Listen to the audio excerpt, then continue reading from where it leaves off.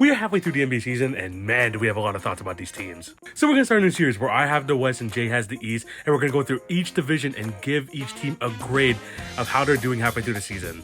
And as a bonus, we're going to give them a goal or second half resolution that they're going to try to achieve to go forward for the remainder of the season. I'm going to start with the Northwest division, so let's get right into it.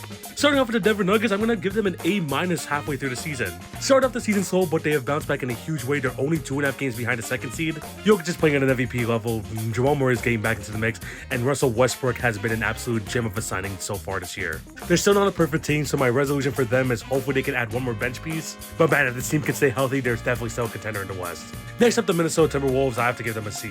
After making the Western Conference Finals last year, they are looking worse for wear after the Karl-Anthony Towns trade. The point guard situation is a mess. They still haven't found that chemistry, but Anthony Edwards being amazing is basically pulling up their grade. My resolution for them, just make Dante DiVincenzo the permanent starter. They're better off starting him than whatever Mike Conley's giving you this year. Oklahoma City Thunder, A+, easy.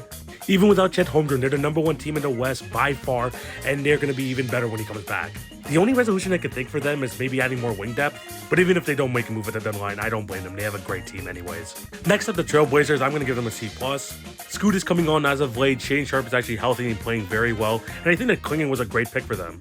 The problem is they still got some guys in their starting lineup they need to ship out and let this young core flourish. So my resolution for them, trade Simons, trade Aiden, and let Klingon and Scoot be the full-time starters. Yes, time to give up on the Aiden experiment. Last but not least, the Utah Jazz, I'm going to give them a B-. Would have put them a little bit higher, but that early Taylor Hendricks injury sucks. But even still, this season they're competitive. I like the growth from Keontae George, and they're in prime position to get another top pick in this year's draft. My only resolution for them is don't rush to trade Walker Kessler.